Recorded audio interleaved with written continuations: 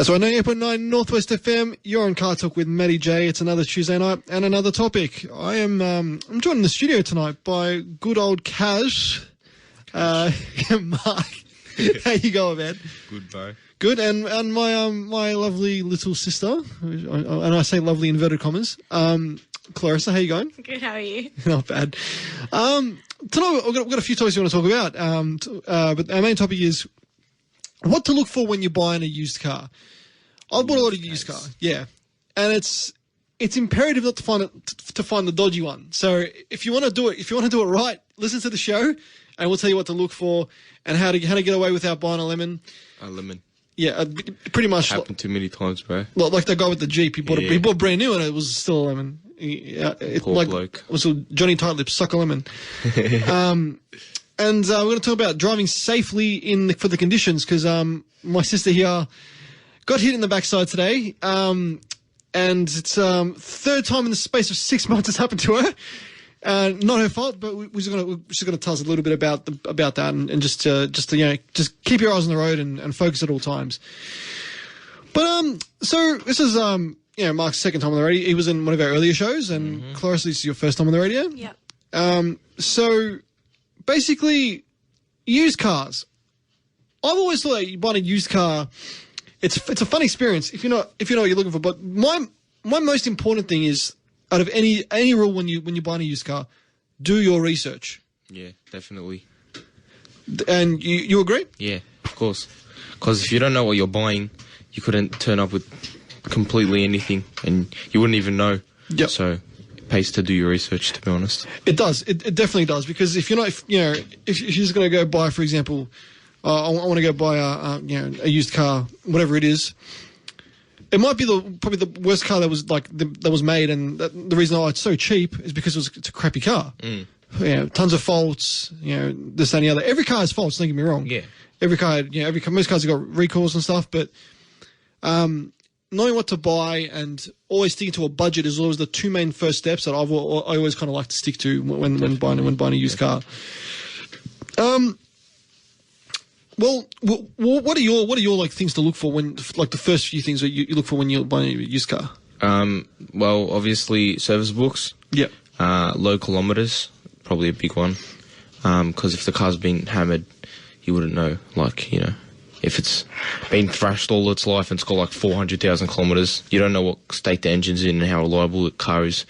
So first thing is probably service books, and then reference that to the kilometers on the car. Yep. To be safe. And make sure you're buying a reliable car, not wasting your money. Because if you have to fork out $3 or $4 grand just to fix the engine after you've bought it, it's a waste of money. Yep. My opinion. Yeah, exactly right. Look, and I'll agree with you on that. But also, you might say, there's a car with low Ks, but the service history is not up to date. You could buy a car with double the amount of Ks, but the perfect service history, and it'll be a much better car. Yeah, definitely. So always look for service history. That's a big important factor, because when buying a car, you should look at if it has been looked after. If it hasn't been looked after, you're going to say to yourself, I don't know if this is right, or if this is, if it seems a bit dodge. Probably the best thing to do is just walk away. Yeah. I've had to walk away from a few cars, when I want to check out a few, but it's always important to have your service history up to date. For the best. It is. And another big rule of mine is don't buy the first one you see. That's a good one. Yeah. So, the first one might be the best one or might be the worst one. You just don't know until you see another one. Yeah. So I'll give you in perspective. I went and checked out an XR6 Turbo a few years ago before I bought the F6, and I was looking for one for ages, yeah. And I saw this, it was a BF, XR6 Turbo, and I went and test drove it. And I had a clunk in the back, diff bushes. I knew what it was already. And of course, it was diff bushes. Yeah, they all do it. They all do it. Anyway, I'm like to the guy, can I see the books? He's like, oh yeah, and it was patchy here and there. I'm like, oh, all right, here we go. Had low Ks, but it was very patchy. And I'm like to him, would you mind my mechanic having a look over it? He's like, no. And as soon as you hear that, you just walk away. You just if he's not genuine about the car. Yeah, of course. If you're trying to sell a car at the end of the day, you want people to come and look at it. You want to go out of your way to sell it. You don't want to have it on your doorstep. Yeah, exactly. So it's happened to my dad a few times. People come in, they're like, "Oh, could I get my mechanic to look over?" And my dad's like, "You better save your money because it's already been looked after. The car's all clean, and everything." And the guy goes there. The mechanic tells him the exact same thing that my dad told him, and the guy just wasted money, Yeah. But then, in saying that, it shows that if you get a guy that says, "Nah, the mechanic can't look at it," it's the best thing to do. Just walk away. Yeah. Because if he's not willing to show a mechanic, then bit dodge. Yeah. Yeah. No, that's exactly right. Like, for example, when I bought the F6, the guy I bought it off, he's like, look, take it into any test you want. He's like, I'm be honest with you, it is, I know my car, it's perfect, and I'll be happy to fix up any issue your mechanic may find. The car was a bit out of my price range, but because the guy was so genuine about it, it was kind of hard to pass up, so, and that leads me on to my next point. The person you're buying it off, if they seem like a real good character, real genuine. You know the type. As people, or as a human, you can realise who you're. Yeah. You can trust. We don't stereotype, but there's ones. You can meet people of all different backgrounds. As if they seem genuine about their car and they seem to know what they're talking about, and are honest and are willing to show you everything. By all means, that's a genuine seller. Yeah, it definitely helps when you're trying to find the car, whether it be your first or your millionth. Yeah. Good person looking after the car. Yeah. And it helps, because, at the end of the day, you don't want to have the hassle of worrying about, issues happening down the track, or if you got screwed by the guy that sold you the car. You know what I mean? So, better safe than sorry, really, at the end of the day. So, look, we'll jump to our first song of the night. We're back on 98.9 Northwest FM. You're on CarTorque with Matty J. As we're talking about, the main theme of tonight is buying a used car, what to look for. So we've just talked about the early signs, the basics. Basically, don't buy the first one you see. Ensure it's got full service history, and do your research. They're the three most important points before you even go check the car. When you see the car, if you see the books in there and go through it, just make sure you got that all on point. Yeah, definitely. On fleek. On fleek, as my sister just says, on fleek. So, next step when you're looking at a car, Mark, what would you do? Well, if it's all mechanically sound, then probably look at the body, see how the body is.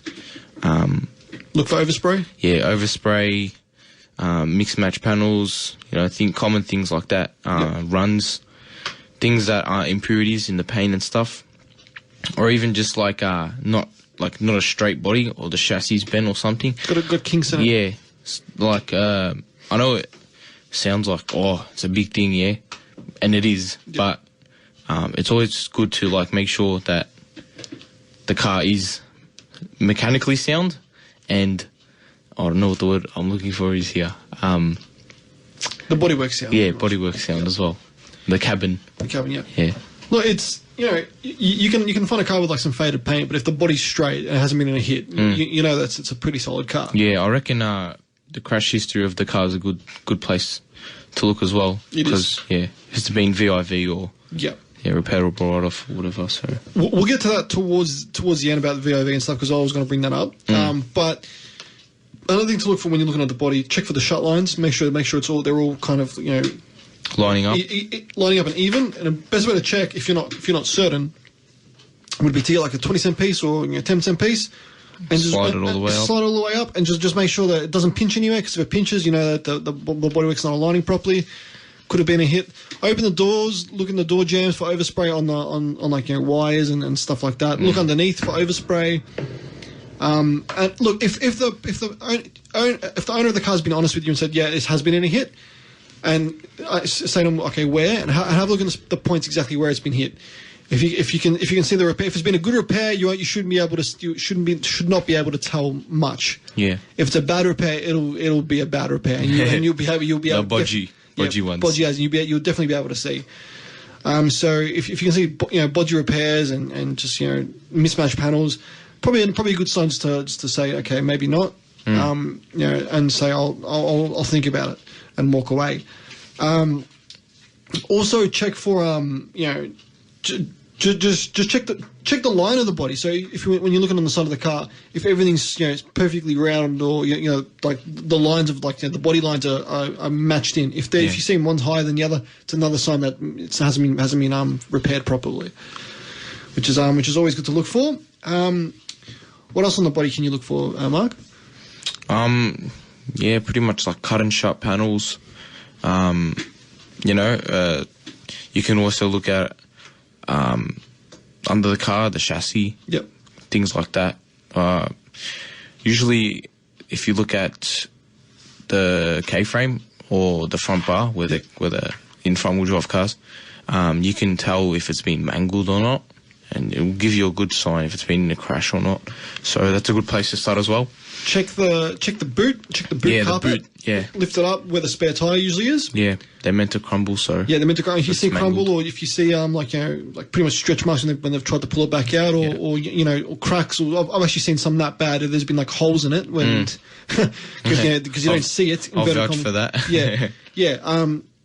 It's been in a bit of a whack. So just check those, and when you open the bonnet as well.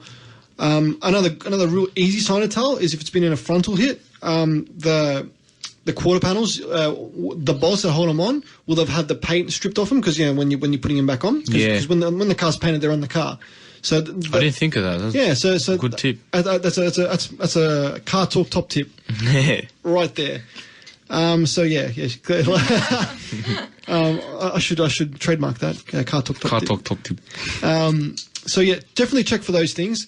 Also, when the bonnet's open, check down the sides of the engine bay. Obviously, where K-frame usually is, or where in any other car, pretty much where the strut towers are. Look down the bottom. If they're not straight, and you can tell there's an obvious like ripple, it would have been in a hit.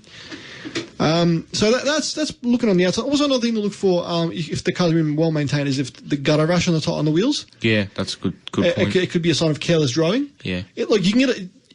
Pretty much every second car will have some sort of rash, like where it'll be like a tiny little bit. But if the whole car, like every wheel is just rashed to anything, you know that it's been curbed. And that can lead to possible suspension damage, lower arms, stuff like that. Yeah. You can even damage your struts and all that as well when doing it. Definitely. And you'll be able to tell when you go for a drive when it'll be completely out of alignment, unless it's been aligned straight before. So, another thing on the outside of the car, turn the wheels and have a look. If the tires are bald, they might look perfect from the outside. When you turn them in, and you'll see that inside they're really worn. It's got camber wear. It could be a sign of from the curbing as well, like not aligned properly. I know I've seen a car like that when I looked at one, it turned me completely off because when it drove like an absolute pig. Yeah. But it really affects the way the car handles as well as how it sits on the road. So it does. It's an important factor. You'll be surprised at how much a good alignment will change your car. It'll definitely. It'll work wonders. What else can you think of on the body? Well, you mentioned the wheels and tyres, so I was going to say that. What else? I don't know. What do you look for? Well, if you want to the next part when we start in the car, squeaks, rattles. Also, exhaust. Like there's a hole in exhaust. It leaks. It leaks. Yeah, exactly right. And you'll hear a bit of a blow in the exhaust. It's got a hole in it. So. It sort of sounds like a Civic, but fucking so definitely those things to check out. But before you even start the car, hop in the car first. Make sure you play with every button and switch. It's paramount on especially on new cars these days because of the amount of technology. Too much technology, man. So make sure everything works. Ask the question: does everything work? And they'll be like, okay, yes, or no, maybe this doesn't work. Still try it anyway. It's always good. It could be a fuse at the end of the day. You don't know. Yeah, but, even if you're wasting the bloke's time, you'd rather buy a solid, sound car than waste your money and figure out these switches don't work, but the car's mechanically sound. Yeah. You know what I mean? So it's exactly right. You don't want to car with an electrical nightmare. Put it that way. Because auto elects aren't cheap, and sometimes getting to the root of the problem it can be a pain in the backside. Yeah, very hard. So definitely check for that. Just play with every knob and switch. Put all the windows down, all the windows up. If it's got a sunroof, make sure all the functions work on it. What else on the switches? That's pretty much it. Next step I'd probably check is the handbrake. I check if it's nice and firm. If it's not, if it's really loose and doesn't hold the car, if the car's getting held in gear, the handbrake's no good. So definitely check that. And when you go to start the car, make sure all the lights come on, on the dash. On the dash, exactly right. The dash, and when the car starts, they all should go off, in their perfect unison, when they electronics align themselves. If there's like an engine light on or an airbag light, see you later, mate. Yeah, pretty much. It's got a bit of a fault there, and with airbags and stuff, it can be very pricey. Yeah, definitely, because it's not something to toy around with. You know what I mean? Yeah, exactly right. So Claressa's car, when we bought it, was fine. And then, after a while, it's one of the sensors has said, I don't like this car anymore, so we're gonna have to replace that sensor. And we've tried to replace it, but it's taken so long, and it's just not working. So make sure you get that, that sorted. That's sorted, and it's a safety issue as well. At the end of the day, if your airbag light's not working, if your airbag isn't working, the airbag light's showing. If you get in a hit and if it doesn't deploy, you can be in a lot of trouble. Yeah. Airbags hurt. They do. Take that second-hand account from my brother. So, not something to mess around with. Definitely not. I think they load it with gunpowder or something just to make them explode so quickly. Yeah. Then when the compressor goes off, it's like some crazy figure amount of PSI that's just forcing the bag out to just protect the person. And it's like in a split second, so, it's a lot of force. It is a lot of force. I've seen videos on YouTube. People sit on them underneath. Yeah, under the tyre, and to jump at them, they fly in the air. So don't do that at home. But that's one of the fun things people do with an old airbag. Obviously that's the next thing. Other than when the car's running, make sure. First thing I'd do as well, just getting back to checking out the car at the start, make sure it's cold. You want to hear a car start from when it's cold, because if it's been warm, sometimes when a car's cold, you'll hear different noises, and you can hear. And before the engine settles down and everything gets seated. Yeah. So that's exactly right. You might hear the lifters chatter and stuff, and when the engine's cold, so that could be a sign of worn lifters, stuff like that, or even the cam belts or cams, even just like ticking over, or your injectors or something before they get up to operating temperature. Yep. So it's always good if the car's just been running. I've just been to the shops, inverted commas. He's probably got something to hide, or she's got something to hide. So yeah. So take a look around it. Waste the guy's time a bit, so you can hear the car start cold. Yep, definitely. And have someone, if you're there with someone, which you should really just. It's always got to have a second pair of eyes. When you go to start it for the first time, make sure someone's behind the tailpipe so you don't see any blue smoke coming out of it. Because if it's blue smoke, it might be valve stem oil seals. It could be pretty much worn out rings and stuff like that. Yeah, so all sorts of things. Maybe it's burning oil. Yep. Head gasket. You never know. So it can be a range of things. So it's always good to have a second pair of eyes. Just look over it when you're doing that. And when the car's running, give it a little rev, and take it for when you're taking it for a drive. Go through all the gears. Drive slow and fast. Yep. Make sure it can handle all different types of conditions as well. Yep. So, not just your everyday drive. Yep. So give it a bit of a spirited drive. Don't drive like a grandma, but then again, don't drive like Michael Schumacher. Fast and Furious. Yeah. Don't drive like Dominic Toretto, because you probably end up destroying 50 cars before you buy one. Yeah. Put it through its paces. Turn the wheel, give it a good thing to mention, full lock the wheel to hear the power steering pump. Yep. If it starts whining when it's full locked, maybe the pump's shot, or it's just not, fluid topped up, clogged lines, all sorts of things. So that's a good point to mention, just power steering. That's a Mark Murray's top tip. Mark Murray's top tip. One more thing before you move the car as well, check where it's parked. have a look underneath. If you see a pool of oil or some like oil on the floor, it could potentially mean that car has been leaking. Mm-hmm. If the car is out of the driveway and you see in the driveway there's a pool of oil, check underneath the car. You'll be able to tell if it's been leaking. There'll be residue and stuff there. So it's always good just to look under the car first. And even if you can't see anything on the car, you can see stuff on the floor. And if it seems a bit dodgy, if it seems very fresh as well, Yeah. if it's been old, if it looks like really really old stain, it could be from an older car or even someone Oil else. change or something. Yeah, but if it's really fresh, definitely worth having another look underneath there. Also, look in the engine bay. Freight electrics. Yep. Make sure everything's there. Everything looks clean. And engine covers, make sure they're all there. If they're not there, then maybe the car didn't come out with them or whatever. But it helps to have all factory parts that the car came with.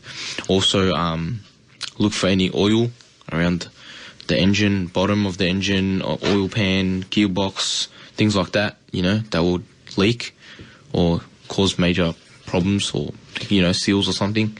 Yep. It's a good tip. Because at the end of the day, if you're looking at a car and you see oil leaks there, that is one. It's a roadworthy issue as well. Yeah. So you don't want to be spending a lot of money getting it roadworthied. Having to fix all those other issues with the car. So always make sure when you're sussing it out, like have a look where the rocker cover is. If you don't know what that is, it would be like the top little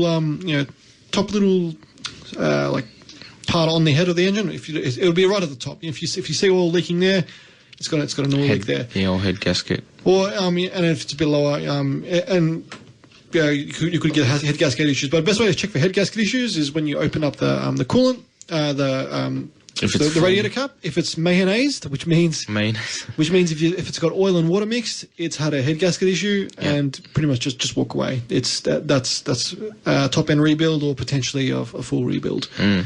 Unless you can get the car for like peanuts, and it's not going to be like your daily driver or whatever. Like maybe negotiate the price a little bit or whatever. But yeah. Definitely, like at the end of the day, like if you're wanting to buy a reliable car, then you're looking for these things. If you want to buy like a Thrasher, or a project car, skid pig, van Commodore, you're not gonna worry so much. You're just gonna be like just because you're gonna fix it up, you can enjoy it. It's fast car people. It's a bit therapeutic. For non-car people, it's not therapeutic. They just want to drive their car and pain in the bum. Yeah, pretty much. But so if you got mayonnaise, so it'll look like a foamy kind of like a orangey milky color. Yeah. That's head gasket issues. Just pretty much just walk away. Check the coolant levels if it's all there. Check the oil level before you start the car. So make sure check the dipstick. Make sure it's full, and then when you finish driving it. After about 10 minutes, just to have another check of it, see if all the levels are evening out. The same. And also, if you're checking the oil, make sure it's level surface. Level surface, yeah. You're not on an angle because it'll give you a false reading. You'll be like, hey, this car's got no oil. Yeah. Or it's got too much oil. Obviously, depending on where which way the sump is. But yeah, they're the basic engine things to look for. Also look for any stickers in the engine bay. So if you see like your timing belt sticker, they usually put in there to tell you when they've been changed. On most cars that have a timing belt, it's about 100,000 k. Some even earlier, some later. So always do your research again and to see when, so you can ask that question: has the timing belt been done?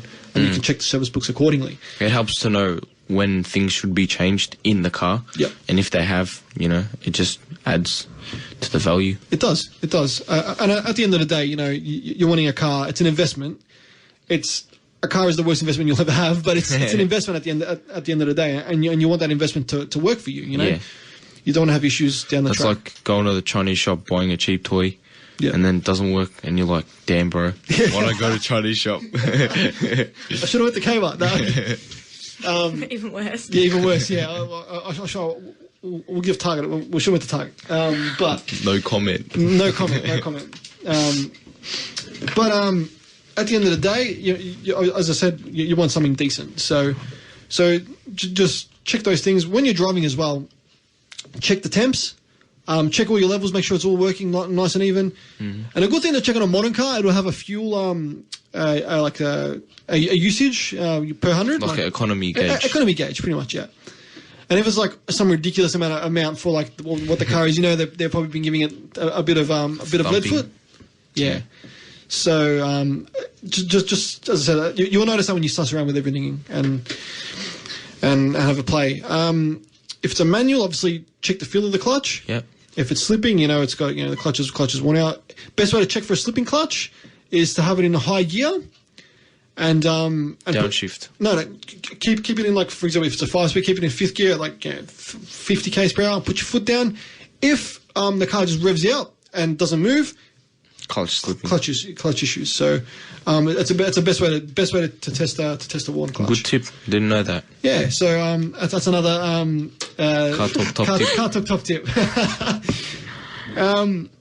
What else can you look for? Just check for when you're driving, obviously, as we just said, the temps, but check for smells as well. If any smells coming through the car, smells like burning oil smells or coolant smells, keep an eye out for that as well.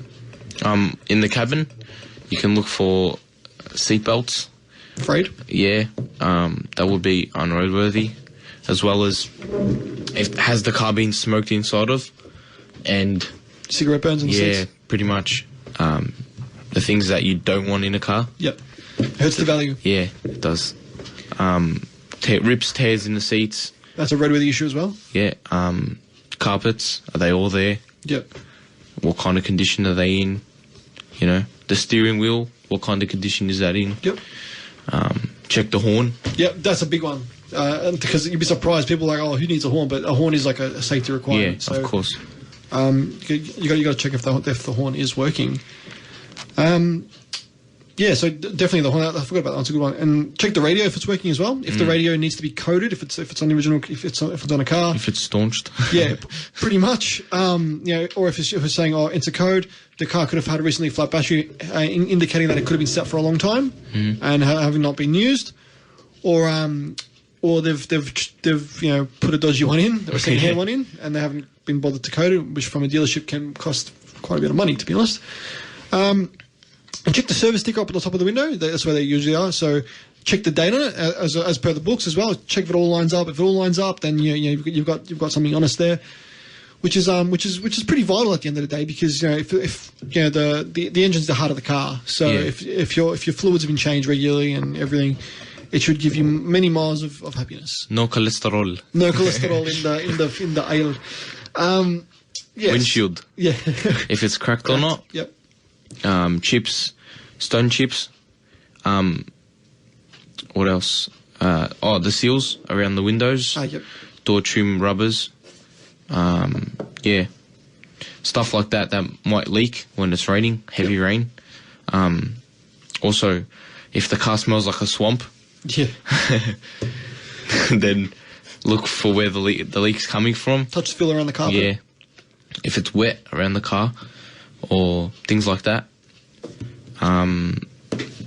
Also, when you're driving, listen for a whistle if the windows are all up. Yeah. Because that could indicate like a seal that's not sealed properly, or wind coming through. Yeah, or it's been in a hit that hasn't been repaired properly. Yeah. So keep an eye out for those few things. We're getting into a lot of detail, but everything counts when you're buying a car. It does. You want to make the best choice at the end of the day. That's exactly right. Look, if you got any ideas of what to look for, send us a text on 044 7777 989. That's 044 7777 989. Let us know what you think are important things to look for if we haven't covered it on the show tonight. We'd love to hear from you. We'll give you a shout on the radio. I'll give you that number one more time: 044 7777 989. Look, the time is now. Back on 98.9 Northwest FM. This is CarTorque with Matty J, still joining the studio with Claressa and Mark. So, before we get to the quiz, Claressa, you going to tell us about your eventful day?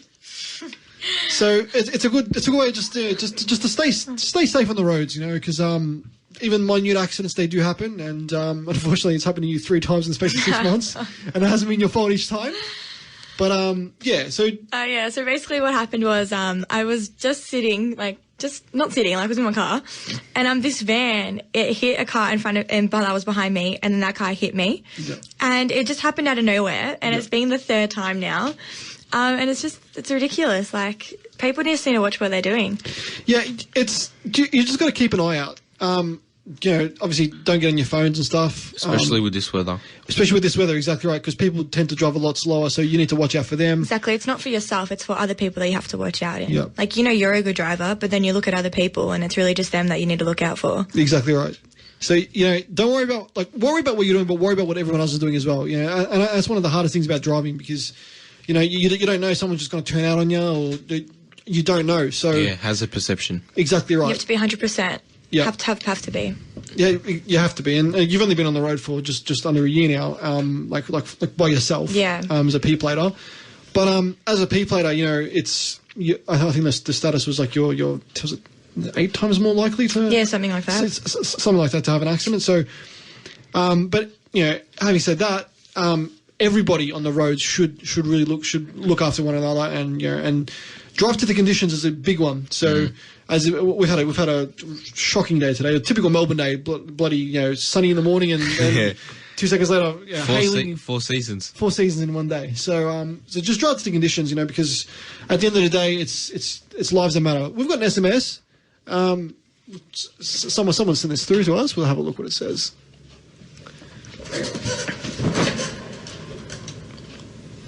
So someone sent us. Make sure you check all the electricals. So. That's a good one. Check all your electricals. As I was saying before, play with every button and knob, switch. Lights. Make sure the lights are working. High beams. Yep. Indicators. Everything. So brake lights.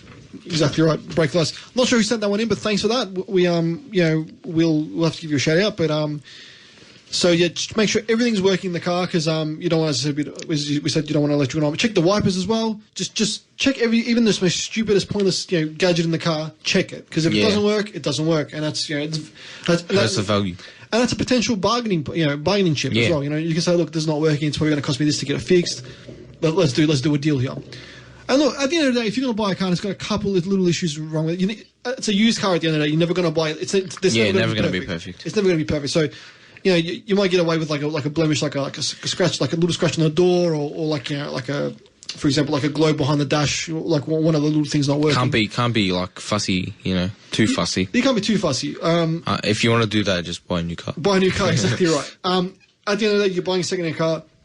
Something is always going to be, never 100%, but that's the fun about buying a second-hand car, because you can put the money in to make it perfect. Yeah, make it better. So. Just remember, like, the three golden rules. Don't buy the first one you see. Check for service history, and just got into blank now. Check for service history, and electricals. Don't go alone. Basically, always take someone with you. Yeah, second pair of eyes. Second pair of eyes. So it's always good to have. We'll jump to the quiz. So, Mark, you're in the hot seat tonight. Again for take 2, because you did. What did you get last time? 5. Something like that. So we're gonna have to put our music on, get it all sorted, and get in the zone. Here we go. The question 1: the Nissan Gazelle has what chassis code? The Gazelle, oof. Honestly, don't know. It's an S chassis. Is it? Yeah, it is. No it's way. S12. That's sick. Yeah. So. Oh wait, you're right. Yeah. I was researching this like a couple months ago, and I was looking at there's an S13, is there an S11 and an S12? And it was the Gazelle.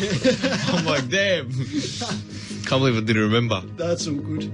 Question 2: who made the FJ20? The FJ20. It's a 4-cylinder turbo engine. Oh my god. Why have I gone into a blank? Jeez, man. You're killing me. You want to come back to it? Yeah, alright, we'll come back to it. Question 3. EFI stands for what? Electronic fuel injection. Correct.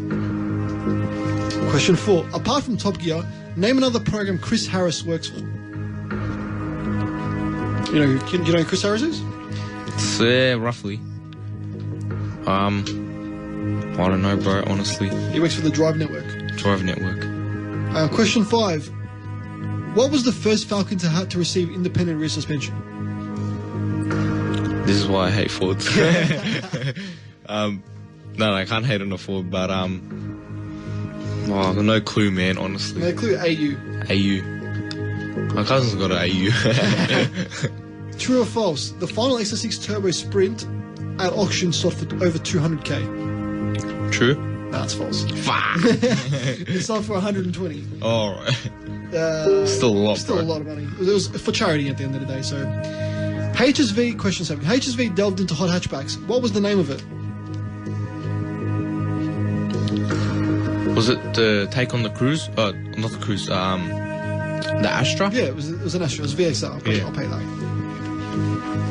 Question 8. The current C63 AMG has how many turbos? 2. Yes, correct. 6.3 liter twin turbo V8.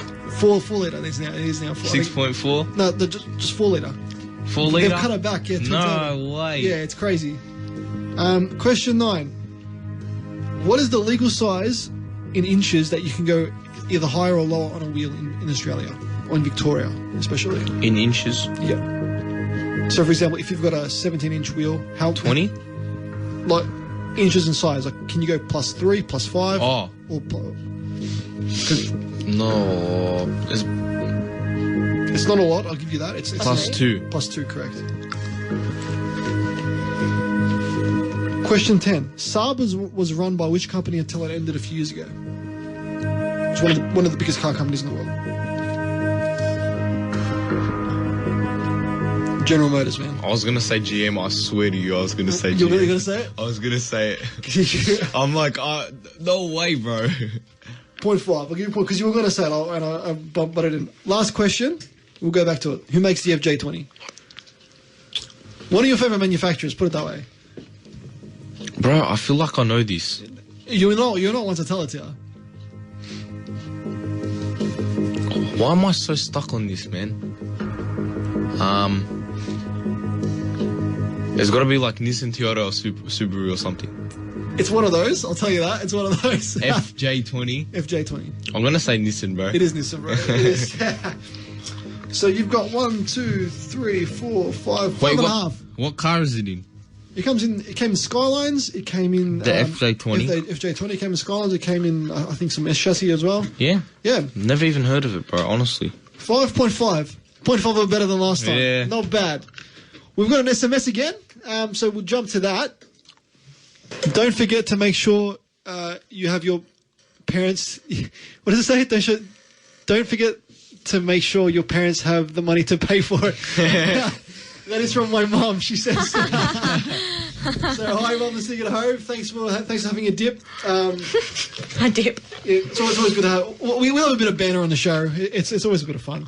He's going to be sorting us out, but that's not bad. 5.5 out of 10. It's 0.5 better. It's 0.5. Better than me. I like didn't know 8 or anything, so Sorry, I wouldn't have known anything. So good form. Good form. I love how I stuff up on the most simple things, but it kills me, man. Bro, I thought you would have got the S chassis one, man. No, bro.